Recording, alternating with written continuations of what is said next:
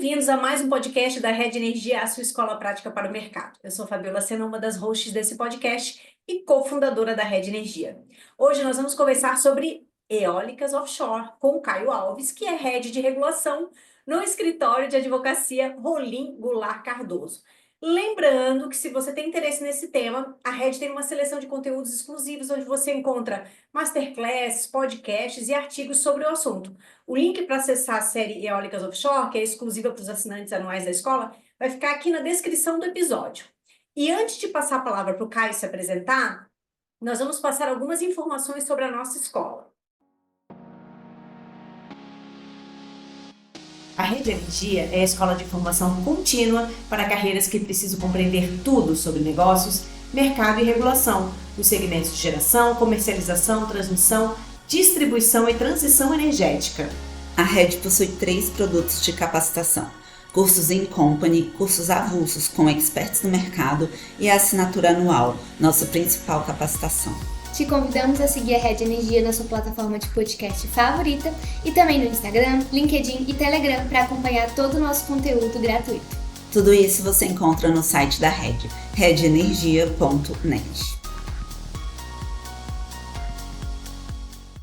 E depois desse pequeno comercial, Caio, por favor, se apresente e na sequência a gente já começa o nosso bate-papo. Oi, Fabiola, é um prazer estar aqui com todos os Redcasters, né? Eu estou aqui no setor há 15 anos, eu pesquiso, acompanho o setor com bastante entusiasmo. Hoje sou advogado, né? Mas tenho mestrado em Economia e Desenvolvimento, então sempre tento passar uma visão um pouco geral, né?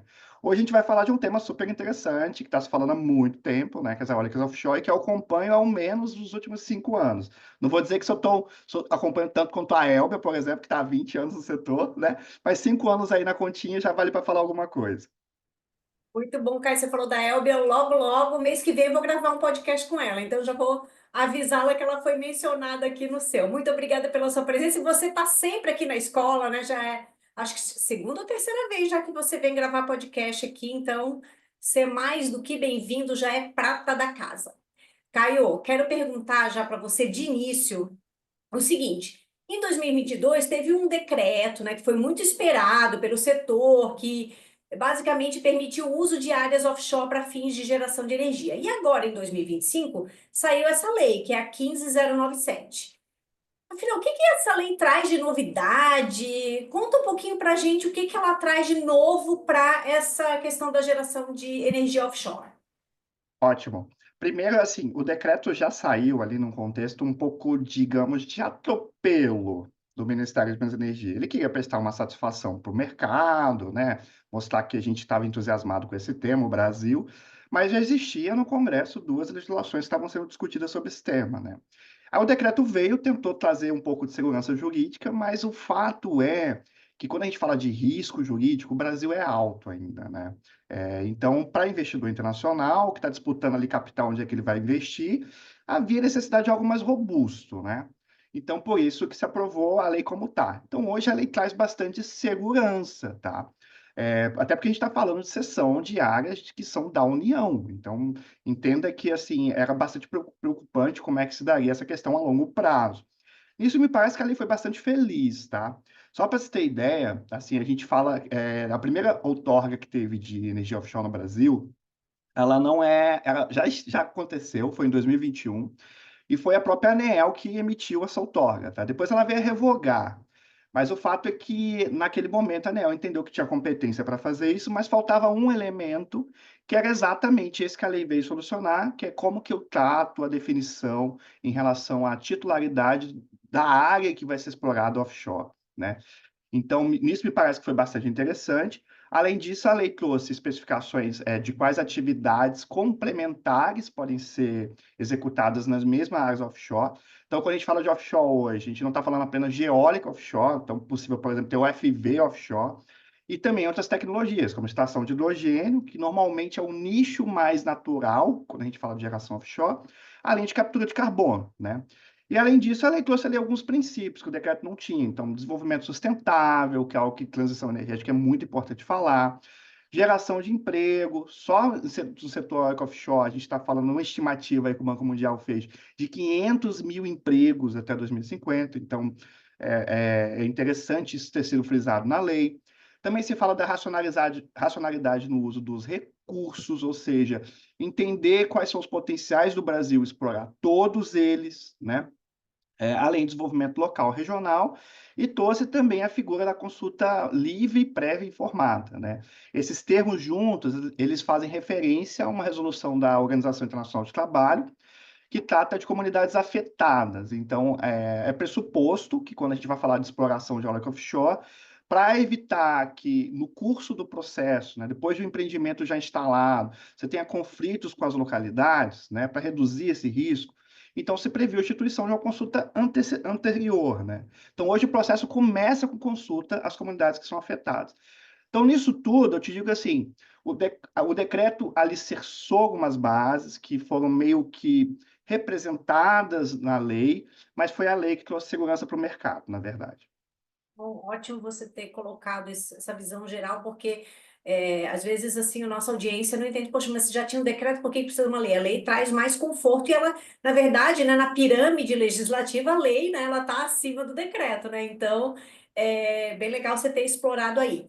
Agora, Caio, eu vi ali que na lei ela menciona outorga quando ela fala de contratos de cessão de uso dessas áreas offshore, e como você mesmo falou, essas áreas não precisam ser só para geração eólica, pode ser para desenvolvimento dessas atividades, né, que tem a ver com energia elétrica. E fala também de outorgas específicas, dando a entender que existem diversas atividades que podem ser desempenhadas nesse ambiente offshore, que eu imagino, e agora eu queria que você me explicasse, deve ser isso, é o hidrogênio, são esses outros, captura de carbono, tudo isso que você falou. Explique melhor isso para a gente. É bem interessante esse ponto também, Fabíola, porque assim, apesar de chamar Lei de Geração de Energia Offshore, né, e tratar da seção de área, a gente tem que entender que offshore é meio que um processo de inovação ainda, né, no Brasil e no mundo. É claro que você tem países que já estão explorando isso há 10 anos, 12 anos, e hoje estão colhendo frutos, como o Reino Unido, como China, mas no contexto brasileiro ainda é um processo de inovação. E isso pressupõe ali que você tem que estimular atividades que possam ser desempenhadas todas associadas, né? No Brasil, a gente fala então que a geração de energia eólica offshore, ou geração de energia offshore, ela pode ser associada com captura de carbono e extração de hidrogênio, tá? Ainda se evita definir qual tipo vai ser de hidrogênio, porque tem aquelas definições, né? Hidrogênio renovável, hidrogênio verde, mas a extração de hidrogênio certamente vai acontecer nesse ambiente, tá? Então, a lei assegurou que, uma vez você tendo a outorga da área, ou seja, um contrato estabelecido com a União que te autoriza a utilizar aquela área, você também pode ter outras outorgas associadas, então geração de energia, captura de carbono, etc, etc, né? Tudo que for compatível com aquela mesma área, você pode desenvolver, tá? A ideia por trás da lei é que você, então, desenvolva a tecnologia nacional e alavanque também essas tecnologias que eu mencionei que podem ser associadas. Legal, você explicando melhor, agora eu consegui entender bem. Lembrou muito as usinas híbridas, né? Mais ou menos assim um conceito meio similar, né? As híbridas e associadas onshore que a gente tem, né? Então, assim, é um primo ali um pouco distante, né? Mas é mais ou menos nessa mesma, variações do mesmo tema, vamos dizer assim, né? É isso aí, legal. Caio, você comentou sobre países que estão com essa tecnologia offshore, né? Enfim, desenvolvimento desse tipo de atividade offshore de forma mais madura. O Brasil também, na verdade, desenvolve extração de petróleo offshore há muito tempo, né? Então, assim, a gente também já sabe caminhar pelas áreas offshore. Mas especificamente para fins de energia elétrica, eu sei que tem países que eles não precisam esperar um leilão, uma cessão, enfim, do governo. No Brasil, isso também vai ser possível? Ou quem quiser desenvolver esse tipo de atividade precisa esperar um leilão de cessão diária organizado pelo governo? Isso é um ponto muito interessante, viu, Fabiola? Porque quando você compara no cenário internacional, de fato você tem países que admitem que os empreendedores vão a campo, estudem sobre o seu risco e também potenciais oportunidades, né? E apresentem para o governo o interesse em explorar certo prisma, né? Certa área da área territorial prevista ali para esse fim. Mas no Brasil, essa prerrogativa ela foi adaptada, digamos, né? Por quê? Porque na Constituição brasileira você tem a definição de que a área offshore, assim como, por exemplo, traçar um paralelo aqui com rios, né, recursos hídricos, são interesse da União e são bem públicos, né? Então, pressupõe-se que o governo precisa fazer uma avaliação de interesse público para identificar ali por trás, né, quais os benefícios que a sociedade pode esperar dessa utilização desses espaços, né? Então, você comentou do decreto lá de 2022, né? O decreto trazia uns conceitos de sessão independente e sessão planejada, que basicamente a sessão independente seria muito similar, por exemplo, ao que você tem no Reino Unido, né? Que é esse modelo de que o empreendedor vai a campo e levanta o potencial. E a sessão planejada seria aquela que o governo coloca à disposição por meio do leilão. A lei, atualmente, ela trouxe conceitos que me parecem mais acertados, tá? Um conceito de oferta permanente, ou seja, é pressuposto que qualquer área do Brasil estaria em oferta permanente se ela não estiver numa oferta planejada. Ou seja, áreas que não foram licitadas, que não vierem a ser licitadas, você pode ir a campo e tentar apresentar para o governo o projeto. O que o governo vai fazer com isso? Ele vai consultar se há outros interessados naquela mesma área que você estudou. Se não houverem interessados, ele te autoriza a explorar aquela área. Se houverem interessados, aí ele inclui num processo de chamamento público, né, para comparar com outros que possam ofertar a mesma coisa. Me parece interessante o modelo como foi no Brasil instituído, porque ele, ao mesmo tempo, ele assegura uma competição, né? Ou seja, você está falando do bem público, você precisa exigir que tenha uma mínima competição, um leilão ali por trás, sem travar investimentos. Ou seja, se o governo não conseguir viabilizar, porque é complexo, os estudos relacionados ao leque offshore são caros e extensos e alguns levam 8 anos, né? Então, se o governo não conseguir destravar essa parte, o próprio mercado pode ir a campo, fazer isso e apresentar para o governo. Então, me parece que foi bem interessante a forma como foi instituída, tá? Agora, o que existe hoje, você já tem o roadmap da EPE, né, que rastreou no litoral brasileiro quais são os potenciais, e você tem, ao mesmo tempo, em paralelo no IBAMA, o cadastro de eólicas offshore, né, de interessados. Então, me parece que, assim, por mais que possa ser complexo para o governo elaborar esse leilão, ele já tem informações bem elaboradas e bem constituídas para soltar o leilão rápido, tá? Então, me parece que a oferta permanente, que vai ser essa oferta em que o interessado vai a campo, ela vai ter um âmbito bastante reduzido, tá? Eu diria que vamos focar mais na oferta planejada mesmo, que é essa elaborada via leilão. Legal, Caio. Então, assim, panorama, temos um decreto, temos uma lei, temos interessados, porque a última vez que eu vi aquela lista do IBAMA eram inúmeros gigas, não sei nem a quantas anda aquilo, mas é giga que não acaba mais. E o curioso é que se a gente olhar, né, até eu lembro que a Elbia comentou uma vez, não lembro qual foi o evento que eu fui, que ela comentou o seguinte, que a fauna das eólicas onshore é uma fauna de megas, né? Normalmente você até vê alguns parques de giga, mas são, vamos dizer assim, parques de megas, né? 600 mega, 500 mega, 900 mega. E a fauna das eólicas offshore é uma fauna de gigas, Uhum. justamente porque você tem a própria característica do aproveitamento, essas economias de escalas associadas e tudo mais. Aí, por que que eu tô falando isso, né? Porque, em tese, parece estar tudo legal. Agora vamos falar dos desafios. O primeiro desafio que já me vem à mente é conexão e escoamento, que são temas que são a grande dor de cabeça, não só da offshore, imagino eu, né? Tô aqui pensando, mas a onshore, né? Então, assim, a gente já tem essa questão do tema da conexão e escoamento, já é um desafio para o nosso mercado de energia onshore, inclusive até para com grandes consumidores, né? Os grandes consumidores também estão começando a sentir os data centers, hidrogênio. E eu queria aproveitar que você está aqui e perguntar, né? O que esperar desses temas de conexão e escoamento no âmbito da geração offshore, Caio? Pergunta cabeluda essa aí, Fabi. Assim, o que a lei tentou trazer ali é que a conexão, sim, ela não vai ser obrigatória, tá? Então, se você se cadastrar para fins de exploração de geração de energia como autoprodutor ou produtor independente, que hoje são até muito similares, né? Mas se você se cadastrar nessas duas modalidades, você não precisa garantir a conexão, sim. Então, você pode continuar com seu projeto. Isso faz sentido, em alguma perspectiva, porque é esperado, né, como a gente comentou lá no começo, por conta do processo de inovação, desenvolvimento, né, de outras tecnologias, é esperado que essa geração de energia seja mais destinada para a produção de hidrogênio, tá? Agora, para quem necessitar conectar o SIM, ou seja, para vender essa energia, ou seja, para garantir que haja um fluxo de energia constante para os parques, né, para os campos de extração de hidrogênio, aí a conexão vai ter que acontecer. Mas o interessante é que ela pode se dar um pouco no fluxo inverso, né? A gente tem grandes centros de carga e pode ser que até, na verdade, a conexão de eólicas offshore, ela ajude hoje em dificuldades como, por exemplo, curtailment, né? Ou seja, você desafoga as linhas de transmissão porque você destina no fluxo inverso essa energia para os campos.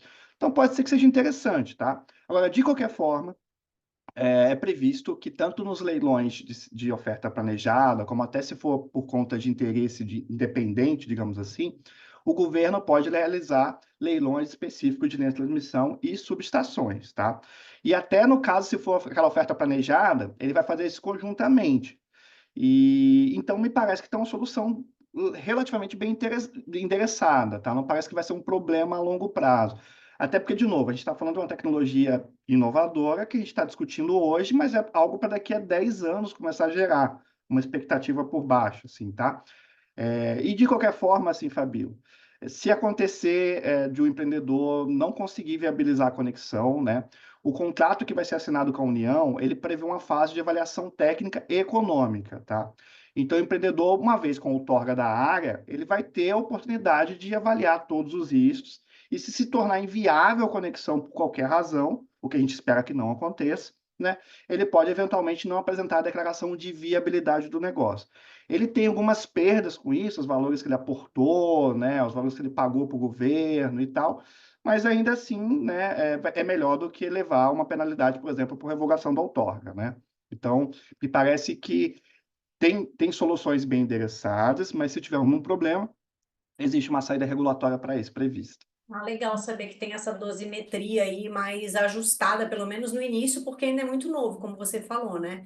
Então, assim, pelo que eu percebi, temos decreto, temos lei, vamos supor que aconteça o leilão de cessão da área, a conexão pode ser um gargalo, mas pode não ser. Tem mais algum gargalo, algum outro desafio, alguma coisa que você enxerga, Caio, que vale a pena a gente mencionar, para que esses projetos saiam do papel, a questão econômica, a questão de como vender energia, não sei, comenta um pouquinho aí. Então, Fabiola, assim, uma grande questão que tem surgido, né, uns debates no setor, é qual vai ser a destinação dessa energia se ela não for destinada para o hidrogênio, né? Porque hoje existe um valor agregado ao hidrogênio 100% renovável, né? E isso vai ser avaliado de outra forma lá fora, porque o hidrogênio 100% renovável é, de fato, o hidrogênio verde, né? E existem outras cores.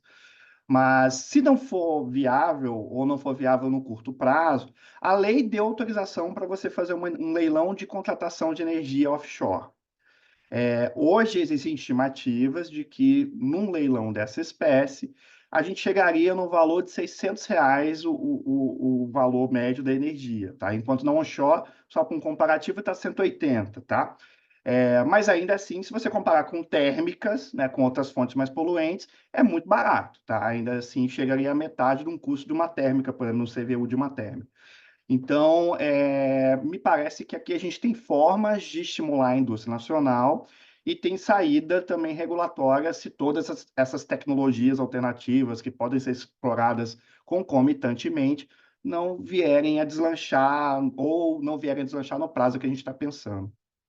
O desafio é a distribuidora ter interesse, né? Precisar dessa energia, enfim, aí tem as Também, questões de é verdade. desafios de portfólio das distribuidoras, ou se isso vai ser contratado de uma outra forma, enfim. Aí eu acho que vem todo o desenho, né, desses contratos, que certamente vai dar muito pano para manga isso aí, Caio. A gente com certeza voltaremos a conversar sobre esse tema da contratação aí em breve, né? O Caio, queria aproveitar aqui como última pergunta. Falou-se muito de jabutis quando estava tramitando essa lei, né? Afinal, o povo quer saber. Que polêmica foi essa dos jabutis nessa lei? Teve jabuti, não teve jabuti? O jabuti subiu no telhado? Conta pra gente. Você pode falar de jabuti? Você está autorizada a falar de jabuti? Claro que tô. Jabuti no Cerrado, como se diz, alguém botou lá, né? Porque não é daquele lugar, né? Assim, no contexto de transição energética, a gente tem muitas questões que surgem, né? Porque quando a gente fala de renovável, sempre tem aquela questão, mas renovável é intermitente, né? Então, como é que a gente lida com essa intermitência? E há uma necessidade assim, mundial de lidar com esse problema, não é uma questão só brasileira, tá? Mas hoje, enfim, a solução para a intermitência natural seria você hibridizar fontes, né? Ou você agregar baterias. Baterias ainda não é economicamente viável, né? Assim, primeiro porque há pouca oferta de material, logo o custo disso é alto, né? E aí, na lei, assim, se tratou essa solução dessa intermitência por meio da contratação compulsória de térmicas, né? E aí tem tanta renovação da usina carvão, principalmente lá no Rio Grande do Sul, né, como também contratação de energia proveniente de gás, né? Térmicas a gás, que era uma coisa que já estava lá na lei da Eletrobras, né? A térmica a carvão, assim, né? Vamos combinar que não faz muito sentido naquela lei quando você fala de transição energética, né? Mas há quem defendesse, né, que as térmicas a gás seriam uma solução a curto prazo para você lidar com as intermitências de modo menos poluente do que outros combustíveis fósseis, tá? Então, um debate que está aí no setor é outro debate que, assim como a questão do leilão de contratação de energia offshore, a gente vai ter que discutir há algum tempo, né? Agora, um outro ponto que também foi revogado é porque você tinha uma previsão para mini e micro geração distribuída, né? De extensão do prazo de injeção de energia para fim de gozar daqueles benefícios que estão assegurados lá. Então, assim, eu diria que haviam, de fato, previsões. Não dá para dizer, assim, eu fico um pouco inseguro em dizer exatamente que é um jabuti, porque quando a gente estuda setor, eles meio que estão relacionados os temas, né? Assim, mas, a priori, eu diria que pelo menos poluiu a discussão que estava sendo feita ali na legislação e, eventualmente, pudesse ser feito num foro afastado. Mas o que eu sei de mercado é que é muita gente junto aos congressistas já defendendo a reversão total das previsões, né, que foram vetadas. Então, não diria que o debate está encerrado, não. Então você vai ter que voltar aqui. Se alguém mexer nessa sopa aí, você vai ter que vir falar para a gente, Caio. Contem Já, comigo, certamente. já fica o convite, Caio. Muito obrigada. Nosso bate-papo chegou ao fim. Queria te agradecer. É sempre uma delícia conversar com você. O bate-papo é muito gostoso. Red está sempre de portas abertas. Deixa aqui o recadinho final, como faz para acompanhar o Caio, o escritório. Ótimo. As páginas do Rolingo lá, Cardoso, no LinkedIn, a gente publica um monte de coisa, tá? Notícias. A gente tem um boletim mensal que é super interessante, que a gente bota as informações de processos que foram julgados pela ANEEL, TCU relacionados ao campo de energia. Então, você acompanha a rede, principalmente do Rolim, e as minhas particularmente, né? No LinkedIn também, como recompartilho conteúdo, tem coisa que eu falo sozinho e publico lá também, enfim. E essa troca eu adoro, tá? Assim, eu sou entusiasmado com o setor, eu gosto do setor, eu só faço isso há 15 anos da minha vida que eu só faço isso. Então, eu vou ficar muito satisfeito em ter essa troca com quem quiser trocar ideias, com quem quiser contribuir com os debates, enfim, é tudo muito bem-vindo. Muito bom, Caio. Legal, é bom demais. Você realmente tem essa visão bem abrangente, né? E não fala o juridiquês. A gente gosta tanto quando vem advogado aqui que não fala juridiquês, que a gente consegue conversar. É bom demais. Fico feliz de ouvir isso. Muito bom. E antes de me despedir, eu vou deixar aqui o meu recadinho final. Se você gostou desse episódio, não deixe de ouvir os outros. E para deixar as sócias da Red feliz, deixa aqui o seu 5 estrelas, seu joinha aqui no nosso podcast. E até a próxima! Este foi mais um episódio do Redcast, que também está disponível no YouTube e na plataforma da Red Energia. Acompanhe o Redcast na sua plataforma favorita e receba uma notificação sempre que adicionarmos um novo episódio. Se você gostou desse episódio, não esqueça de compartilhar e deixar um comentário ou avaliação. Até a próxima!